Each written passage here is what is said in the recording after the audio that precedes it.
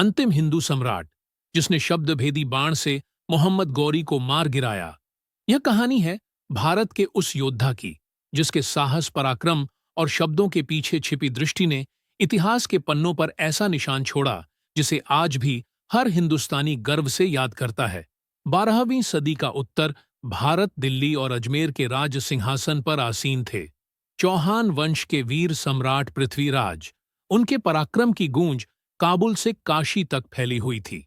उन्हीं दिनों अफगानिस्तान की पहाड़ियों से उठकर एक महत्वाकांक्षी शासक भारत की ओर बढ़ रहा था।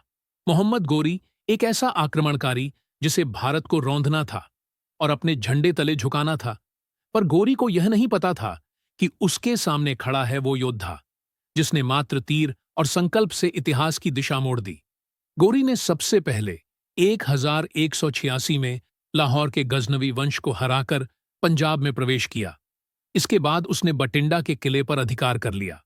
यह समाचार जब पृथ्वीराज के दरबार तक पहुंचा तो उन्होंने तुरंत अपनी विशाल सेना को एकत्रित किया। साथ में उनके प्रमुख सहयोगी राजपूत राजा और सेनापति थे हामिर देव, केहर सिंह गहलोत और चंदेलों के कुछ वीर। 1191 में पृथ्वीराज और गोरी की सेनाएं हरियाणा के तराइन के मैदान में आमने सामने आईं। घमासान युद्ध हुआ। गोरी ने घुड़सवार तीरंदाजों और मंगोल रणनीति से हमला किया, लेकिन राजपूत सेना ने उसका डटकर मुकाबला किया। युद्ध के दौरान पृथ्वीराज के एक सेनापति ने गोरी को भाले से घायल कर दिया।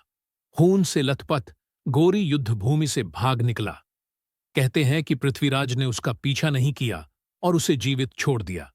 शायद यही उसकी सबसे बड़ी भूल थी।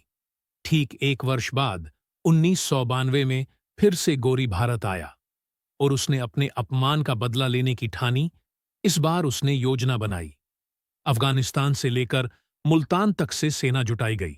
कुल 1,20,000 से अधिक सैनिक, तुर्की धनुर्धारी, घुड़सवार और चालबाज सिपाही तैयार हुए।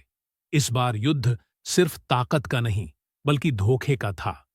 गोरी ने पृथ्वीराज के पास संदेश भेजा कि वह युद्ध नहीं चाहता, केवल भारत में व्यापारिक मार्ग और थोड़ी भूमि चाहता है।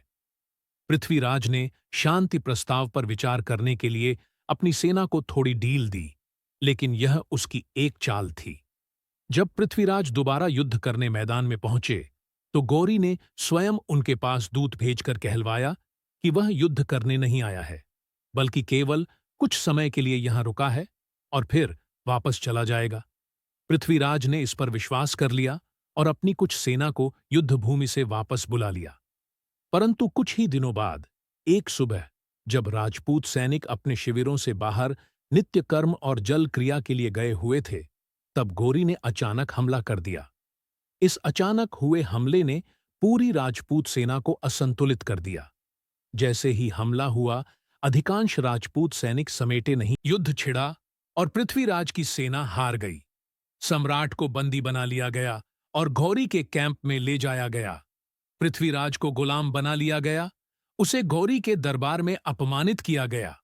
इतिहासकारों का मानना है कि गौरी ने पृथ्वीराज की आंखें फोड़ दीं ताकि वह कभी दोबारा तीर न चला सके। लेकिन वह नहीं जानता था कि पृथ्वीराज की दृष्टि आंखों में नहीं, आत्मा में थी। पृथ्वीराज के प्रिय मित्र और दरबारी कवि चंद्रबरदाई को जब अपने सम्राट की यह स्थिति पता चली तो वह तत्काल गौरी के दरबार पहुंचा। उसने गौरी से कहा, सम्राट ने तुम्हें उस दिन माफ कर दिया था, परंतु तुमने इनके साथ ऐसी क्रूरता की है। लेकिन सम्राट के पास अब भी ऐसी शक्ति है कि वो अंधे होने के बाद भी शब्द भेदी बाण चला सकते हैं। गौरी इस कला को अंधविश्वास मानता था तो वह हंस पड़ा। उसने कहा, ठीक है, मैं देखना चाहता हूं कि एक अंधा व्यक्ति कैसे लक्ष्य भेद करता है। दरबार में एक बड़ी तैयारी की गई। गौरी ने एक विशेष घंटा मंगवाया और उसे अपने दरबार में लगवा दिया। उसने कहा, यदि पृथ्वीराज में कोई शक्ति बची है तो वह इस घंटे की ध्वनि सुनकर उस पर निशाना लगाए। जब पृथ्वीराज को मैदान में लाया गया तो चंद्रबरदाई ने उसकी बांह पकड़ी और धीरे से उसके कान में कहा, सम्राट, घंटे की नहीं, मेरी वाणी की दिशा में निशाना साधिए। मैं बताऊंगा शत्रु कहां है। फिर चंद्रबरदाई ने वह ऐतिहासिक दोहा बोला, 4 बांस 24 गज, अंगुल अष्ट प्रमाणता, ऊपर सुल्तान है मत चूको चौहान। पृथ्वीराज ने ध्वनि को सुनकर अपने कानों और मन की शक्ति से निशाना साधा और बाण छोड़ दिया। बाण सीधा गौरी के सीने में जा धंसा। वह वहीं सिंहासन से गिर पड़ा। पूरा दरबार सन्न रह गया। गौरी की मृत्यु तत्काल हो गई और अफरा तफरी मच गई।